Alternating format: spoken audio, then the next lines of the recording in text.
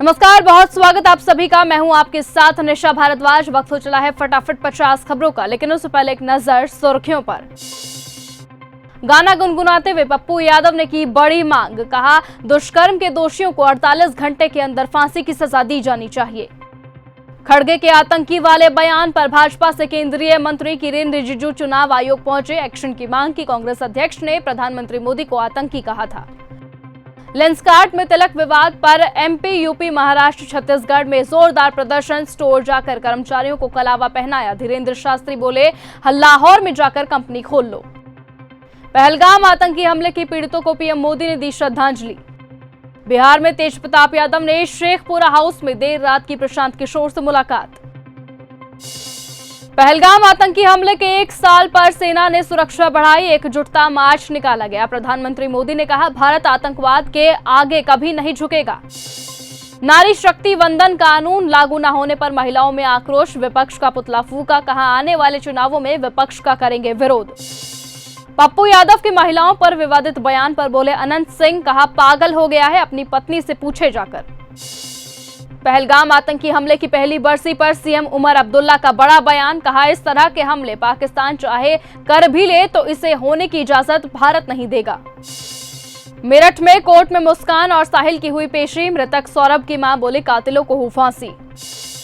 जगत गुरु रामभद्राचार्य ने दीनानाथ को बनाया राम जानकी मठ का महंत। बोले, रोहुआ का नाम अब राघीय होगा। इस जगह पर इंटरनेशनल गुरुकुल बनेगा। अनंत सिंह बोले, पप्पू यादव बताएंगे कि उनकी पत्नी एमपी कैसे बनी, पागल हो गए हैं। सांसद अपने बयान पर कायम रखे।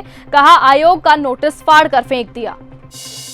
भाजपा महिला कार्यकर्ताओं ने कांग्रेस और सपा का पुतला फूका। नारी शक्ति वंदन अधिनियम के विरोध पर जताया कड़ा आक्रोश। धीरेन्द्र शास्त्री बोले, हिंदू राष्ट्र के लिए इस साल रथ यात्रा निकालेंगे। जिन्हें बाबा बागेश्वर से दिक्कत है वो सुधर जाएं। हनुमंत कथा का आज दूसरा दिन। बागेश्वर धाम के पीठाधीश्वर बोले, नक कटा तू अपनी कंपनी लाहौर में जाकर खोल ले। लेंसकार्ट के तिलक मंगलसूत्र पाबंदी पर भड़के। कहा, बेटा गड़बड़ हो जाए हो तो मौका है, सुधर जाओ।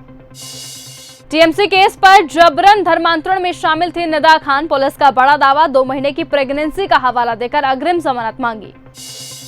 मल्लिकार्जुन खड़गे बोले, प्रधानमंत्री मोदी आतंकवादी है। बाद में कहा कि ऐसा मैंने नहीं बोला, मेरा मतलब था कि मोदी लोगों और विपक्षी पार्टियों को डराते और धमकाते हैं। मुस्कान बोली, मैं साहिल के साथ शिमला और मसूरी घूम रही थी। सौरभ की जान जाने में मुझे फंसाया जा रहा है। मेरठ कोर्ट में जज ने पूछा 32 सवाल।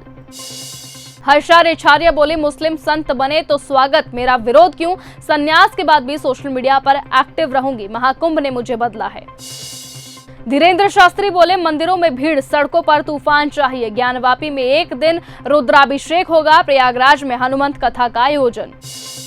तेजप्रताप यादव बोले, प्रशांत किशोर से की है मैंने मुलाकात। बिहार की राजनीति में मची हलचल। कई मुद्दे सहित भविष्य की रणनीति पर हुई चर्चा।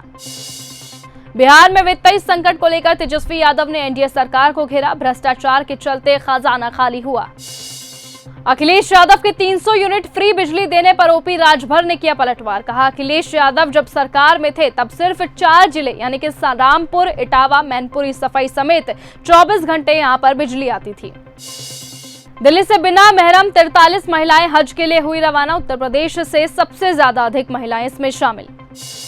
ज्ञानवापी पर मौलाना शहाबुद्दीन रिजवी के बयान पर बागेश्वर बाबा का पलटवार। कहा, समय समय का खेल है, समय समय का योग, करोड़ों में बिकने लगते हैं 2 कौड़ी के लोग। नीतीश ने संजय कुमार झा को बनाया जेडीयू का कार्यकारी अध्यक्ष। जर्मनी में बोले राजनाथ सिंह, पहलगाम हमले की पहली बरसी को लेकर सिंह ने कहा, ऑपरेशन सिंदूर में जो हमला हुआ है, जो कमाल हुआ है वो बताने की जरूरत नहीं है। हमारे सभी पड़ोसी बिल्कुल ठीक है, सिर्फ एक में गड़बड़ है। यूपी में 69,000 शिक्षक भर्ती मामले में अभ्यर्थियों का फिर से प्रदर्शन। विधानसभा का घेराव करने पहुंचे। अपनी पहली यात्रा पर बोले राजनाथ सिंह, जर्मनी यूरोप में भारत का सबसे बड़ा व्यापारिक साझेदार। आज बिहार में आरएमएल का धिक्कार मार्च। महागठबंधन पर महिलाओं के अधिकार छीनने का लगाया आरोप। जिला मुख्यालय पर शक्ति प्रदर्शन। औरंगाबाद में राष्ट्रीय लोक मोर्चा का धिक्कार मार्च। महिला आरक्षण बिल परिसीमन सुधार पर विरोधियों को घेरा। बोले, आमने सामने विपक्ष का महिला विरोधी चेहरा। समस्तीपुर में 40 डिग्री सेल्सियस तापमान में भाजपा महिला कार्यकर्ताओं का प्रदर्शन। लोकसभा में महिला आरक्षण संशोधन बिल के गिरने के खिलाफ सड़कों पर उतरी महिलाएं, राहुल गांधी का जलाया पुतला। महिला आयोग के नोटिस पर भड़के सांसद पप्पू यादव, कहा नोटिस को रद्दी की टोकरी में फेंका। कास्टिंग काउच के कारण सुशांत सिंह राजपूत को जान गंवानी पड़ी। ईडी के सामने पेश हुई नुसरत जहां, फ्लैट दिखाने के नाम पर धोखाधड़ी का लगा आरोप। केरलम में पटाखा फैक्ट्री में हुआ बड़ा ब्लास्ट, 13 लोगों की जान गई, इसमें 40 मजदूर काम कर रहे थे। कांग्रेस का पीएम मोदी के खिलाफ विशेषाधिकार हनन का नोटिस। आरोप है कि राष्ट्र के नाम संबोधन में विपक्षी सांसदों के वोट पर सवाल उठाए थे और कार्रवाई की मांग की। मोहन भागवत बोले, विज्ञान और धर्म दोनों से नहीं मिली शांति, राजा से विज्ञान तक सब मॉडल फेल। देश और दुनिया अब भारत के ज्ञान से उम्मीद लगा रही हैं। खालिस्तानी समर्थक एमपी अमृतपाल की गिरफ्तारी की तैयारी पूरी। एनएसए कल खत्म होगा। अमृतसर पुलिस डिब्रूगढ़ पहुंची, थाने पर हमले का चलेगा मुकदमा। बंगाल में मल्लिकार्जुन खड़गे बोले, मोदी झूठों के सरदार हैं, उनके खाने और दिखाने के दांत अलग हैं। हिमंता बोले, बाबरी मस्जिद बनाने वालों, बंगाल तुम्हारे बाप का नहीं। दिल्ली एनसीआर में बदलेगा मौसम का मिजाज, अगले कुछ घंटों में हल्की बारिश की संभावना। रैली में अमित शाह ने भरी हुंकार, घुसपैठ मुक्त बंगाल बनाने का लक्ष्य, कांग्रेस नहीं खोल पाएगी खाता। ट्रंप ने की ईरान से 8 महिलाओं की रिहाई की अपील, कहा मैं ईरान के नेताओं से कहूंगा कि जो जल्द ही अमेरिकी डेलीगेशन से बातचीत करने वाले हैं, अगर आप इन महिलाओं को रिहा कर देते हैं तो मैं आपकी बहुत सराहना करूंगा। ट्रंप के सीजफायर के ऐलान के बीच आईआरजीसी की सीधी धमकी, कहा इजरायली ईरान पर हमला करते हैं तो उनकी सेनाएं पूरी ताकत से अमेरिकी और इजरायली ठिकानों पर हमला करेंगी। ईरान युद्ध को खत्म करने के प्रयासों के बीच अचानक मुश्तबा खामेनेई की तारीफ करने लगे ट्रंप। जापान दूसरे देशों को घातक हथियार बेचेगा, 50 साल बाद नीति में बदलाव किया। ऑस्ट्रेलिया के साथ $7 अरब का समझौता पक्का हुआ। ईरानी बंदरगाहों की नाकाबंदी, एक्ट ऑफ वॉर के बीच बोले ईरान के विदेश मंत्री। नेपाल में पीएम बालेन शाह के खिलाफ प्रदर्शन लगातार तेज, टैक्स बढ़ाने और छात्र संघ पर बैन से नाराजगी। सीजफायर बढ़ाने के बाद ट्रंप बोले ईरान कंगाल हो रहा है, नाकाबंदी से रोज 500 मिलियन नुकसान। ईरानी दूत बोले नाकाबंदी हटाने के बाद हो रही बातचीत।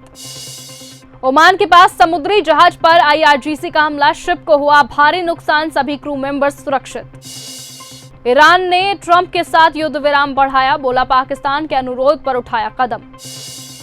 ईरानी सेना की बड़ी ताकत अब भी मजबूत, पेंटागन रिपोर्ट में हुआ बड़ा खुलासा। ट्रंप हेगसेट के दावों पर उठे सवाल। पहलगाम हमले की बरसी से पहले पाकिस्तान ने लिया भारत के खिलाफ बड़ा फैसला, अपने एयर स्पेस में भारतीय विमानों पर लगाए प्रतिबंधों को 24 मई तक के लिए बढ़ाया। ट्रंप ने ईरान के साथ बढ़ाया सीजफायर, हॉर्मुज पर जारी रहेगी नाकाबंदी। तेहरान बोला ये चाल है। हॉर्मुज स्ट्रेट में जहाजों पर हुई फायरिंग, 3 कमर्शियल जहाजों को बनाया गया निशाना। वेनेजुएला में अमेरिकी प्रतिबंधों के खिलाफ आंदोलन तेज, देश भर में निकाली जा रही रैलियां और मार्च। नेपाल के गृह मंत्री सुदन ने अपने पद से दिया इस्तीफा। ईरान ने कंटेनर शिप पर किया बड़ा हमला, चेतावनी को नजरअंदाज करने का लगाया आरोप। अमेरिकी राष्ट्रपति डोनाल्ड ट्रंप बोले ईरानी मिलिट्री और पुलिस को नहीं मिल रही है सैलरी। डोनाल्ड ट्रंप ने बढ़ाई सीजफायर की समय सीमा, अब ईरान के प्रस्ताव का इंतजार लगातार जारी। डोनाल्ड ट्रंप ने क्रिस्टोफर फेलन को आर्थिक सलाहकार परिषद के अध्यक्ष के रूप में किया नॉमिनेट।